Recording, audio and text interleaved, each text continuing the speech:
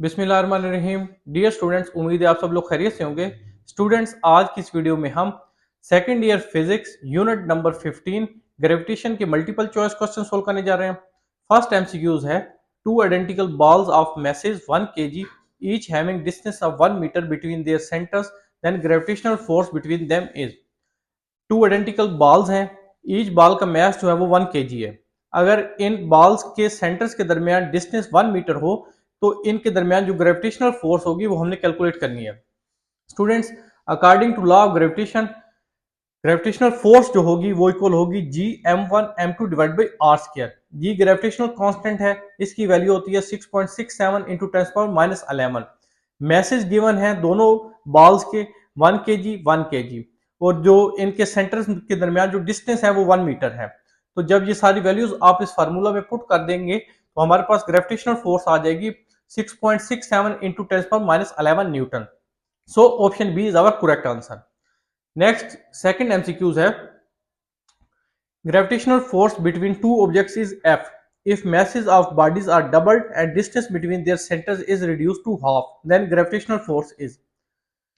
अगर दो बॉडीज के मैस को हम डबल कर दें और उनके दरमियान जो डिस्टेंस है उसको हाफ कर दें तो ग्रेविटेशनल फोर्स के ऊपर क्या इफेक्ट होगा। इनिशियली हमारे पास जो ग्रेविटेशनल फोर्स है वो एफ है, और according to law of gravitation gravitational force होती है G m1 m2 divide by R square.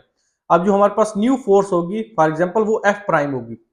इसमें अब हम क्या कर रहे हैं, दोनों बॉडीज के मैसेज को डबल कर रहे हैं, मींस m1 2m1 हो जाएगा और m2 मैस 2m2 हो जाएगा, और इनके दरमियान जो डिस्टेंस है उसको हाफ कर रहे हैं। इसका क्या मतलब है, जो d है वो d/2 कर रहे हैं, क्योंकि इसका स्क्वायर है तो ये बन जाएगा d² divide by 4।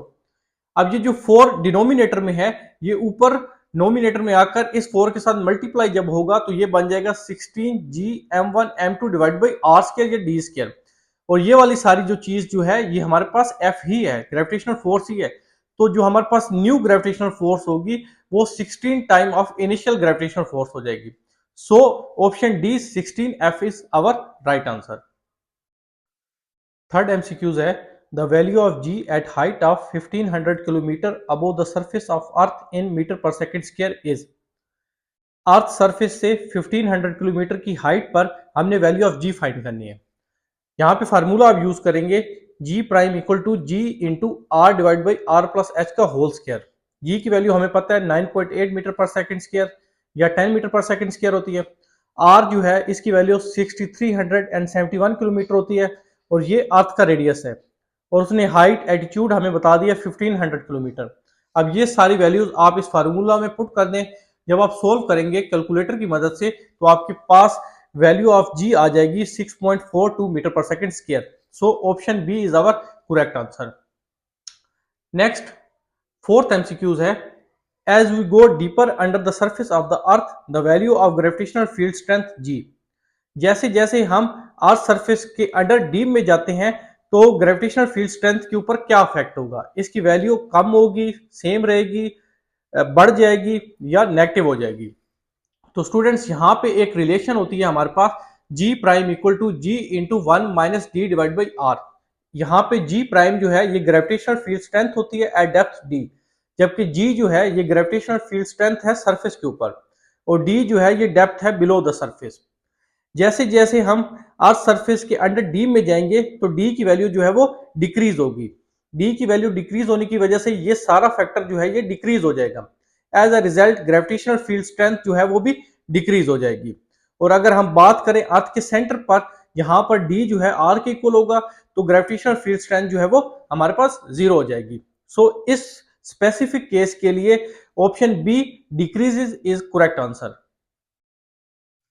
Fifth MCQs है, if we consider earth as perfect sphere and ignore the presence of air resistance, what will be the orbital velocity to launch a satellite in circular orbit just above the surface at r equal to radius of earth। अगर हम अर्थ को एक perfect sphere consider करें और air resistance को neglect कर दें तो एक सैटेलाइट को just above the earth surface एक सर्कुलर ऑर्बिट में लॉन्च करने के लिए जो ऑर्बिटल वेलोसिटी रिक्वायर्ड होगी वो हमने कैलकुलेट करनी है। तो स्टूडेंट्स, ऑर्बिटल वेलोसिटी फाइंड करने का फार्मूला होता है v equal to under the root G M divide by R. G gravitational constant है, इसकी वैल्यू होती है 6.67 इंटू 10⁻11। m इस केस में मैस ऑफ अर्थ है, इसकी वैल्यू होती है 5.97 इंटू 10^24 kg। r जो है रेडियस ऑफ अर्थ है, इसकी वैल्यू 6.4 इंटू 10^6 मीटर होती है। अब ये सारी वैल्यूज आप इस फार्मूला में पुट कर दें। जब आप सोल्व करेंगे तो आपके पास ऑर्बिटल वेलोसिटी आ जाएगी 7.9 इंटू 10^3 मीटर पर सेकेंड। चूंकि 1 किलोमीटर 1000 मीटर की इक्वल होता है, लिहाजा इसको हम लिख सकते हैं 7.9 किलोमीटर पर second. So option D is our correct answer. Next 6th MCQs है, when a satellite is put into a higher circular orbit its kinetic energy। जब एक सैटेलाइट को हायर सर्कुलर ऑर्बिट में पुट किया जाता है तो इसकी काइनेटिक एनर्जी के ऊपर जो है वो क्या इफेक्ट होता है। तो इसकी काइनेटिक एनर्जी जो है वो डिक्रीज होती है, क्योंकि काइनेटिक एनर्जी हमारे पास होती है हाफ एम वी स्क्वायर। यहाँ पे v जो है वो ऑर्बिटल वेलोसिटी है और ऑर्बिटल वेलोसिटी होती है under the root G M divide by R. Square से अंडर रूट जब खत्म होगा तो ये इक्वल हो जाएगा G M M divide by 2r। इस फार्मूला से आप देख सकते हैं कि काइनेटिक एनर्जी जो है वो इनवर्सली प्रोपोर्शनल है रेडियस के। As satellite move to a higher orbit, इसका मतलब है कि आर की वैल्यू इंक्रीज हो रही है और इनवर्स रिलेशन की वजह से काइनेटिक एनर्जी जो है वो डिक्रीज हो जाएगी। So B option decrease is our correct answer. 7th MCQs है, the orbital velocity of geostationary satellite is. Geostationary satellite की ऑर्बिटल वेलोसिटी हमने कैलकुलेट करनी है। ऑर्बिटल वेलोसिटी कैलकुलेट करने का फार्मूला होता है v equal to under the root G M divide by R. इस केस में r जो है वो इक्वल होगा आर ई प्लस एच के। r ऑर्बिट का रेडियस होता है, आर ई जो है वो रेडियस ऑफ अर्थ है जिसकी वैल्यू होती है 6.4 इंटू 10^6, जबकि h जो है वो एल्टीट्यूड है जियोस्टेशनरी ऑर्बिट का और इसकी वैल्यू 3.58 इंटू 10^7 होती है। जब ये दोनों वैल्यूज आप ऐड कर देंगे तो आपके पास रेडियस ऑफ ऑर्बिट आ जाएगा 4.22 इंटू 10^7 मीटर। अब और m जो है वो जो है अर्थ का मैस है जिसकी वैल्यू 5.97 इंटू 10^24 होती है। जी ग्रेविटेशनल कांस्टेंट है, इसकी वैल्यू 6.67 इंटू 10^-11 आप यूज करेंगे। अब सारी चीजें आपके पास नाउन है, ये सारी चीजें आप इस फार्मूला में पुट कर दें। जब आप सोल्व करेंगे तो आपके पास ऑर्बिटल वेलोसिटी आ जाएगी 3074 मीटर पर सेकेंड। और अगर इसको किलोमीटर पर सेकंड में मैं कन्वर्ट करना चाहूं तो आप इसको 1000 से डिवाइड कर दें तो ऑर्बिटल वेलोसिटी आ जाएगी 3.07 kilometre per second. So option C is our correct answer. Next MCQs number 8 है, the minimum number of geostationary satellites for the complete global coverage is. Complete global coverage के लिए minimum कितनी geostationary satellites required होती हैं। तो इसका right answer है option C 3। Minimum 3 geostationary satellites required होती हैं और इन तीनों सैटेलाइट्स को 120 डिग्री एंगल पर जो है वो फिक्स किया जाता है। इसका फायदा हमें ये होता है कि ऑलमोस्ट इंटायर ग्लोबल का अगर पोलर रीजन्स को हम एक्सक्लूड कर दें उसकी कंटिन्यूस कवरेज जो है वो हमें अवेलेबल हो जाती है। 9th एमसीक्यूज है, when an object moves away from a massive body it's gravitational potential energy. जब एक ऑब्जेक्ट मैसिव बॉडी से अवे मूव करता है तो इसकी ग्रेविटेशनल पोटेंशियल एनर्जी के ऊपर क्या इफेक्ट होता है। तो पोटेंशियल ग्रेविटेशनल पोटेंशियल एनर्जी जो है वो इंक्रीज होती है, क्योंकि जब ऑब्जेक्ट अवे मूव करेगा मैसिव बॉडी से तो रेडियस आर जो है वो इंक्रीज होगा। एज अ रिजल्ट जो ग्रेविटेशनल पोटेंशियल एनर्जी है वो लेस नेगेटिव हो जाएगी, which means an increase in gravitational potential energy U. So option A is correct answer. Next 10th MCQs है हमारे पास और ये लास्ट MCQs है इस एक्सरसाइज का। The value of gravitational potential at an altitude of 35,700 km above the Earth's surface where communication satellite orbit the Earth is approximately।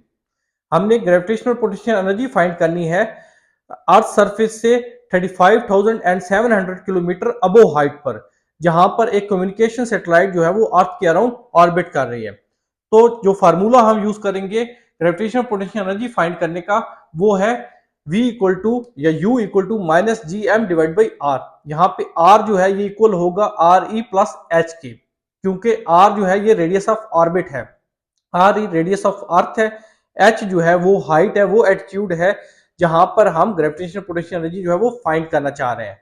तो radius of earth की value होती है 6.37 इंटू 10^6। किलोमीटर को मैंने metre में कन्वर्ट कर दिया है और h एटीट्यूड हमें गिवन है 35,700 किलोमीटर।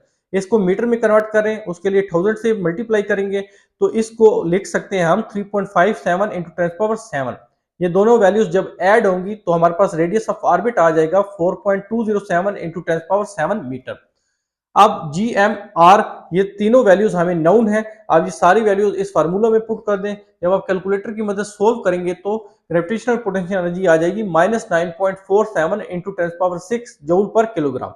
इस हिसाब से हमारे पास कोई भी ऑप्शन जो है वो करेक्ट नहीं बनती जो हमें इस एमसीक्यूज में गिवन है। आपने कंफ्यूज नहीं करना, आपने ऑप्शन ए को करेक्ट नहीं कर देना। मेगा का मतलब 10⁻6 ही होता है, लेकिन ये -94.7 इंटू 10⁻6 है, जबकि हमारे पास जो आंसर आ रहा है वो -9.47 इंटू 10⁻6 है। So no option is correct. तो स्टूडेंट्स यहाँ पे हमारे एमसीक्यूज कंप्लीट हो जाते हैं। अगर आपको कोई क्वेश्चन हो तो कमेंट सेक्शन में जरूर बताएं। हमारे चैनल पे नए हैं तो चैनल को सब्सक्राइब कर दें। अपना बहुत ख्याल रखिएगा। मिलते हैं नेक्स्ट वीडियो में, तब तक के लिए अल्लाह हाफिज।